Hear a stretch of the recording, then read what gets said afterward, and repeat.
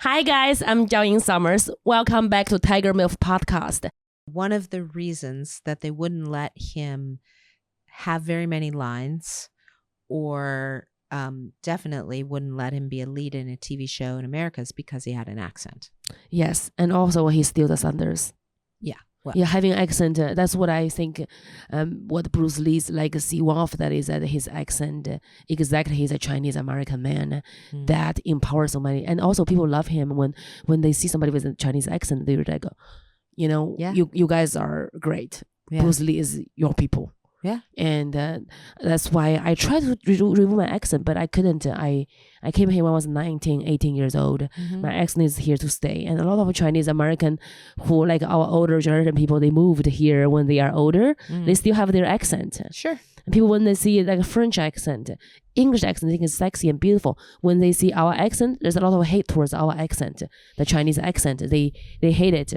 They think we don't belong here. And I felt that I have to be very good at what I do in order to say things I want to say. He empowered me so much. Whenever I see a video of him, read his story or listen to his sayings, his philosophy, it just empowered me to push through, don't compromise. Yeah.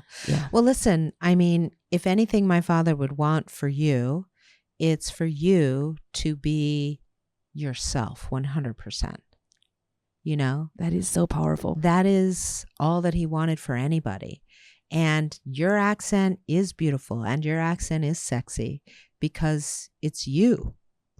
Because you're those things, right? Yes. This is so powerful because I struggled so hard when I started comedy in 1 month, but I have the Chinese work ethic. So the first month I bought a comedy club on Melrose so I can host 10 mics a day. I work like an athlete because that's what Bruce Lee would teach you.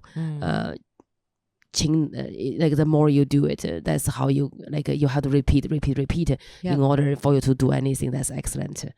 Repetition is the foundation for excellence.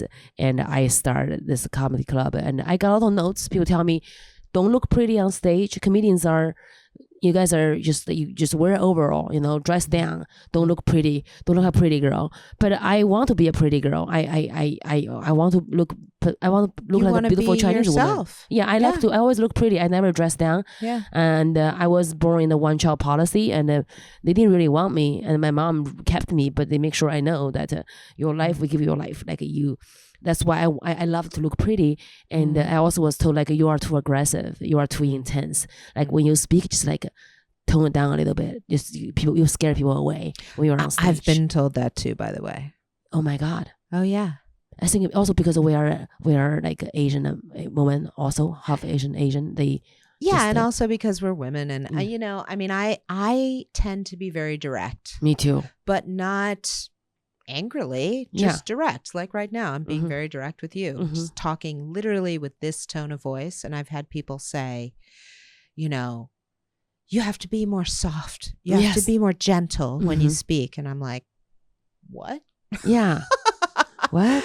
Don't be so emotional. I'm like, who's being emotional? Yes. You are triggered by me being confident. Yeah, exactly. Yes. Yeah.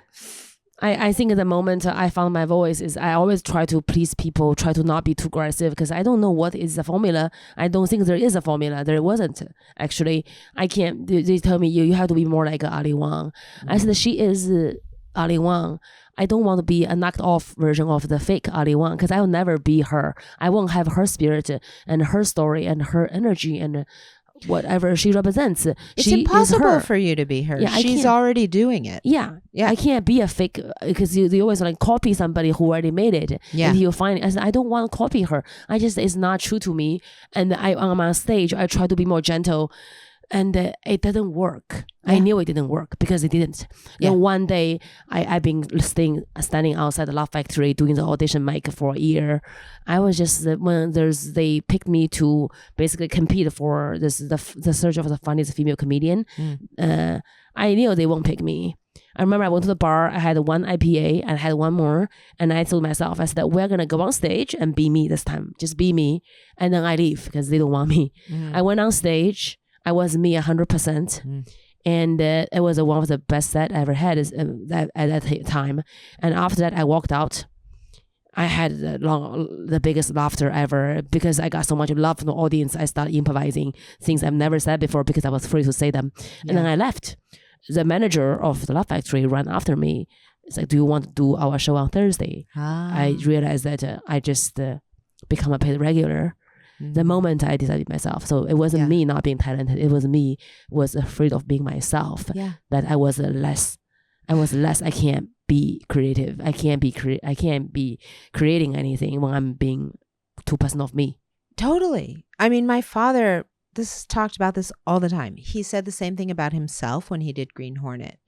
He hated his performance in that show because he felt like he was just trying to do a good job and do what they asked him to do and not be himself, like never actually really fully allow himself to be himself. And he said about his performance, he said, I would look around and see all these creative people in the room and I was the only robot there.